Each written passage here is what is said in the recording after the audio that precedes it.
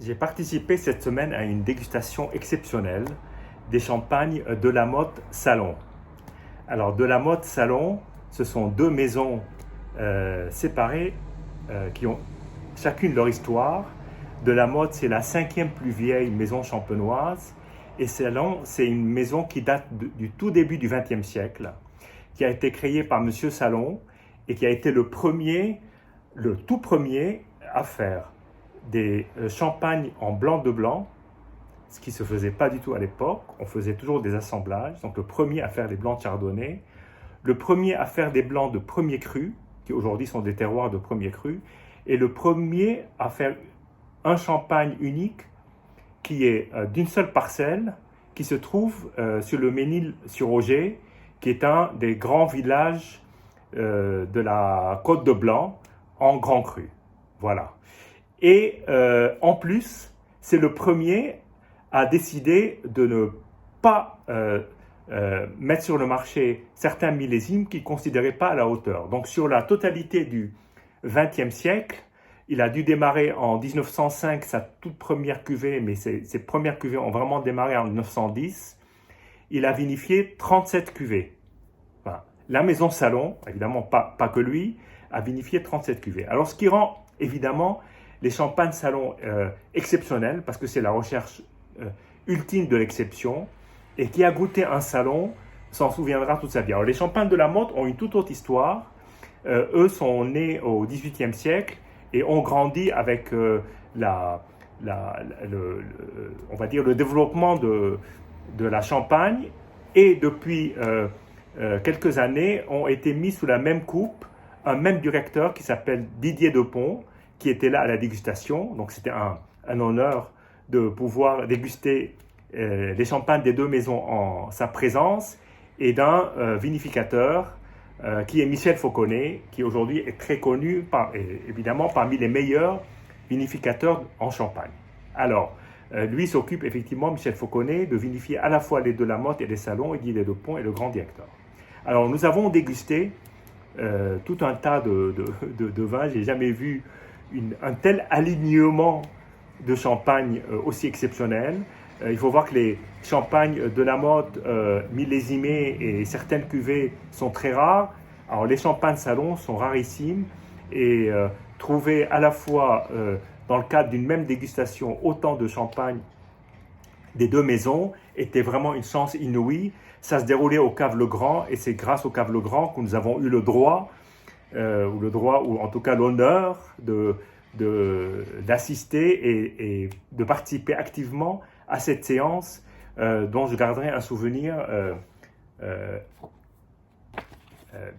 très longtemps. Alors, nous avons démarré en fait par un de la Motte brut, et là, la température de dégustation était exceptionnelle. D'ailleurs, je l'ai dit aux cavistes, effectivement, les bruts doivent être dégustés plus frais, les bruts sans année, que les millésimés, et plus on monte dans les millésimes, plus il faut tempérer le vin. Alors ensuite, nous sommes passés à table. Je ne vais pas vous lister tout, mais nous avons en vrac dégusté un de la Motte 2014 en bouteille et en magnum, qui était très intéressant de comparer les deux. Il y avait des très subtiles différences. Et ensuite, je voudrais passer un petit moment là-dessus. Nous avons fait une dégustation à l'aveugle de deux cuvées Salon, donc dans deux verres différents. Alors, des verres qui ressemblent à ça. Voilà. Donc, à gauche, nous avions ce verre, et à droite, celui-ci. Alors, étonnamment, tout le monde était persuadé qu'il s'agissait de deux vins différents, avec peut-être minimum, en moyenne, on va dire 10 ans de différence. Certains même s'aventuraient à dire 20 ans d'écart. Eh bien, il s'agissait exactement du même vin. C'était le dernier Salon 2014. Et là, vraiment, l'expérience est totalement bluffante.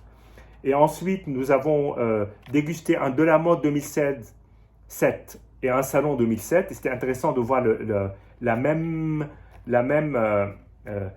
année, mais évidemment, ils n'étaient pas dégorgés en même temps. Le dégorgement étant le moment où on met la liqueur éventuellement quand il s'agit d'un brut, et on bouche. Voilà. Ensuite, un Salon 83 Salon 83 que j'avais dégusté il y a longtemps et j'ai trouvé complètement différent. Alors, il était dégorgé à l'époque, donc c'est pas un dégorgement tardif, c'est un dégorgement qui n'est pas récent et le champagne avait une couleur dorée, très dorée, et il avait quand même l'âge, il portait son âge, mais il avait évidemment encore des restes absolument fantastiques. Tout cela opposé alors à un Salon 2006 qui était en Magnum, qui lui avait été dégorgé il y a 5 ans. Et nous avons fini avec 2 champagnes la fin des années 90, un de la Motte Blanc de Blanc Collection qui est un brut sans dosage, dégorgé en 2021, donc 12 ans plus tard, et un Salon édition 2020 millésime 97, donc dégorgé 23 ans et qui était d'une jeunesse exceptionnelle. Voilà, tout ça servi avec un repas qui était vraiment superbe, qui était réalisé par le chef des Caves Legrand, enfin le chef cuisinier du restaurant des Caves Legrand, et c'était vraiment superbe. Voilà. Alors aujourd'hui, j'ai décidé d'ouvrir un vin que je n'ai pas dégusté ce jour-là, qui est le blanc de blanc. Donc sans année, c'est comme le brut, mais c'est un blanc de blanc. Alors j'ai appris aussi que la maison de la Motte et Salon étant sous la même coupe, les années où il n'y a pas de Salon, le raisin n'est pas perdu. Il part dans les cuvées de la Motte. Il y a peut-être un peu de Salon, parce que là, effectivement, c'est fait sur plusieurs années. Je n'ai pas la date de dégorgement, mais elle doit être récente. Je pense qu'elle date de 2021 ou peut-être même début 2022. Voilà. Alors, je vais le déguster dans 2 verres parce que j'ai trouvé cette expérience extrêmement intéressante. Là, je ne le fais pas à l'aveugle, donc je sais effectivement qu'il s'agit de la même cuvée. Mais en l'occurrence, voilà. Voilà, le beau bruit de débouchement, donc de débouchage plutôt. Voilà. Donc là, le premier verre, c'est un verre qui est imaginé par Philippe Jamès, qui est le sommelier du fameux établissement Les Crayères à Reims, et je trouve absolument exceptionnel pour déguster du champagne. Voilà. Et là, volontairement, j'ai choisi un deuxième verre qui est très différent, qui ressemble d'ailleurs beaucoup au verre dans lequel on nous a servi le deuxième champagne à l'aveugle, où nous nous sommes tous bien trompés sur l'âge du capitaine. Donc voilà, là j'ai les deux cuvées. Donc à gauche le Jamès et à droite le verre, on va dire en V, pour faire plus simple. Alors déjà, la finesse des bulles, la robe ne donne pas la même impression. La couleur est à peu près la même. En revanche, parce que les reflets peuvent changer en fonction du verre, en revanche, les bulles, alors elles sortent du fond, parce que c'est le but de ce verre, que les bulles sortent du fond de ce petit entonnoir au fond, alors que là, elles sont plus, on va dire, plus désordonnées, elles sortent un peu de partout. Elles sont ordonnées, mais elles sortent de partout. Donc ça fait quand même une assez grande différence. Bien, bon, on va déguster. En tout cas, les bulles sont d'une très belle finesse et d'une belle régularité. D'ailleurs, souvent, moi, je dis et je le pense, un champagne se déguste déjà à l'œil et on peut savoir à l'avance si on est face à un grand champagne. Et plus on monte en gamme, plus les bulles sont fines, plus les colliers de perles, comme je les appelle, sont d'une régularité absolument métronomique. Et effectivement, quand vous avez un champagne où les bulles partent dans tous les sens, comme un Coca-Cola ou une eau gazeuse, là, vous pouvez vous inquiéter sur la qualité du champagne. Alors, nez d'agrumes, un côté quand même sur la poire, très léger nez de fruits exotiques, très très très léger,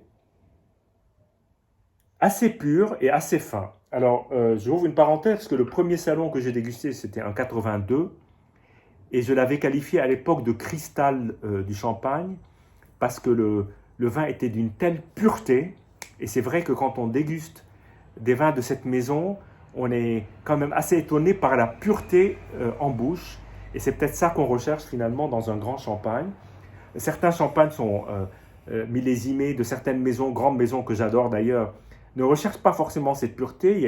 Peut-être on est plus proche d'un meursault à la limite, ou d'un grand Puligny Montrachet, au premier cru ou grand cru.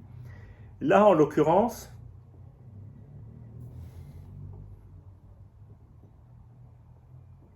là, le nez est plus ouvert. Et je pense que c'est dû aussi à l'ouverture de la bouteille. Je vais remettre les verres dans le bon ordre. Effectivement, là, il y a une pointe un peu de florale qu'on ne ressent pas forcément ici, et une très légère pointe d'anis.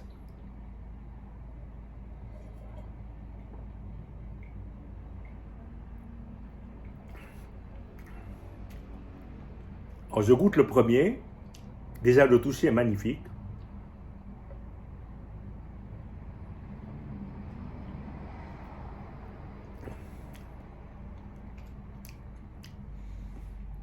Non, mais là, je le sais. Alors, évidemment, quand vous le faites à l'aveugle, vous êtes déjà biaisé parce que vous êtes persuadé qu'il s'agit de deux vins différents.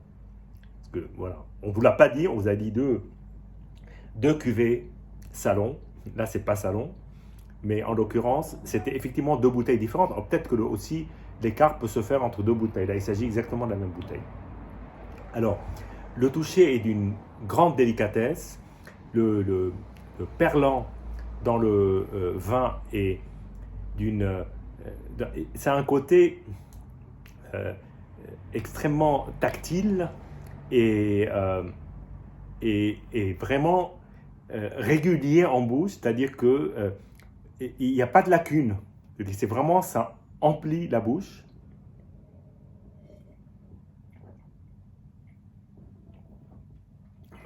Et c'est tellement savoureux et fin, avec une légère composante agrumes citrique, mais une acidité vraiment douce. Voilà, citrique doux.